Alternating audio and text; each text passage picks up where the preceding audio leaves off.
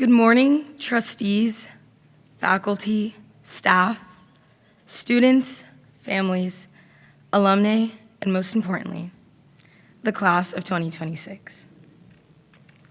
For those of you who may not know, my name is Lizema Cristovao. I would like to start today by asking everyone here a question. Whether this is your first time on our campus or your very last day as a student, what is it that truly keeps us connected? We usually point to our similarities and the fact that most of us here live together, but I believe that it is something much deeper than that. Connection is what keeps us tied to our roots. It's what keeps us coming back. One of Foxcroft's core foundations is the Foxcroft Circle. It isn't just a fund. It is a network of alumni who share the same privilege of having attended Foxcroft. Foxcroft would just be a school without the connections, but each girl has the choice to make it a place, a home for themselves. As author Nastasia Honest once said, the grounding of our roots will always overcome distance and time. I have roots in Elizabeth, New Jersey, which is a big city with even bigger personalities, but I also have roots in Angola, the heart of southwestern Africa. My parents immigrated to the United States at my age, carrying nothing but the hope and determination to build a better life. This year, in our AP Human Geography class, our teacher, Mr. Alex Northrup, asked us to conduct an interview with a family member, friend, or any person who migrated from one place to another. We had to explore not just where they migrated to, but why they left, what challenges they faced, and how culture changed along the way. Through maps, photos, interviews, and personal stories, we learned that migration is more than just one movement. When you think about it, no one truly stays in one place forever. It is human nature to move, grow, and migrate from one place to another. It's about finding a sense of home. When I first asked my mom why she came to the United States, she said, "Well, I just wanted to shop in New York." While that answer gave us a good laugh, it's what she said after that made this project truly unforgettable. I made the decision to leave my entire family behind when I was your age because as a woman, my opportunities were limited. Despite the uncertainty, she took a leap of faith and came to the United States, where she worked tirelessly alongside my dad to build the life we have today. They sacrificed so I could have the opportunity to grow as well. Every year when I visit my family in Angola, someone always tells me I've grown like a weed. My classmates have heard this before, but I don't think we've grown like weeds at all.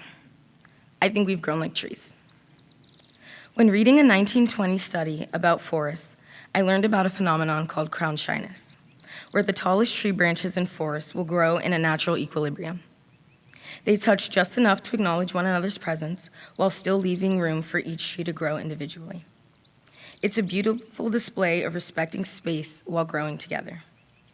Each girl is here to support one another, but we also give each other room to grow. We recognize our differences and choose to celebrate them nonetheless. Here at Foxcroft, we have trees everywhere. They make up for a lot of our allergies, but they also represent something much deeper. Because even when storms bend branches or seasons bring change, the roots stay intact underground. And like those trees, we share roots too. And by making the choice to come to a school like Foxcroft, we all made a choice to extend those roots. We will all leave Foxcroft today with an abundance of these invisible ties to our teachers, to this school, and most importantly, to each other. Before any green leaves appear on trees, underdeveloped leaves wrapped in protective scales begin to grow. Growing into yourself takes time, and I'll admit that I haven't always had things figured out. It's easy to see the girl at the podium and think she's had it all figured out since the day she drove through the gates. However, I was the girl who got lost on the first day of school and was too scared to speak to her teachers. I was also the girl who made mistakes and learned from them a few times. I only began to grow when I allowed myself to feel the connections around me.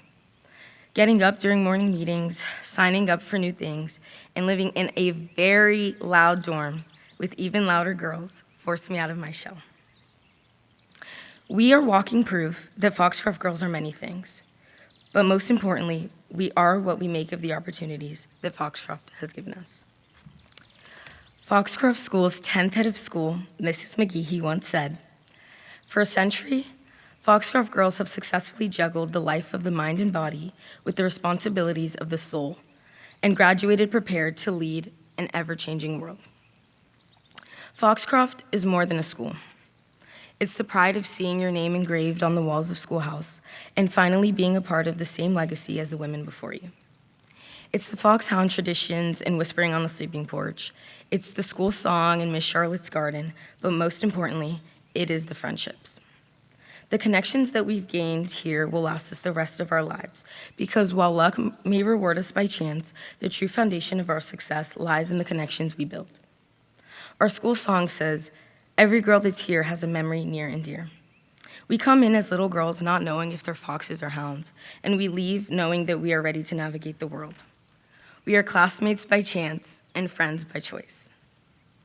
Some species of trees, like the great redwoods, have surprisingly shallow roots, but they grow wide and interlock with their neighbors to stay standing strong. They'd fall on their own, but together they'd hold each other up. Humanity exists in the same way.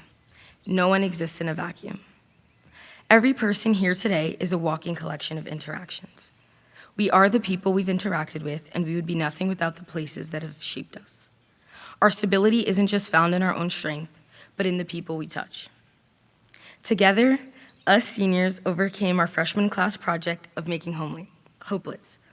Sophomore year, we took on our class Olympics, all while chanting S-O, S-O! P-H-O, P-H-O! More, more, more! More, more, more! Junior year, we jumped into the Potomac River in the middle of February for our junior class fundraiser, and man, was it cold. Now, as we conclude our time at Foxcroft, we will be graduating together. From our very first night on the senior porch to the last, we were girls together. Looking back at our journey, I see how our roots have held us up. By becoming one of the small roots in our 500 acres, I've come to realize just how much these connections shape who we are and how we grow. Finally, I would like to thank everyone who has shaped my journey here, whether that be my parents and siblings, teachers and coaches, advisors, or friends. You all saw something in me that I didn't always recognize. It's with this sense of gratitude and responsibility that I can stand here today, wanting to leave my mark in the hearts of those who have shaped my journey here. As we end senior year, I see the same result in all of us. We didn't just grow with each other, we grew because of each other. While we cannot always choose where we come from, we can choose what we do with the connections we've made in this shared home. High school is officially over for us seniors, but the rest of our lives are just beginning. Each girl here has become a strong, unique tree, rooted in our values and reaching towards our dreams. We will always have a home in Virginia because our connections will always keep us coming back. They are our directions back home. Class of 2026, may our branches reach high, but may our roots always stay intertwined. Congratulations.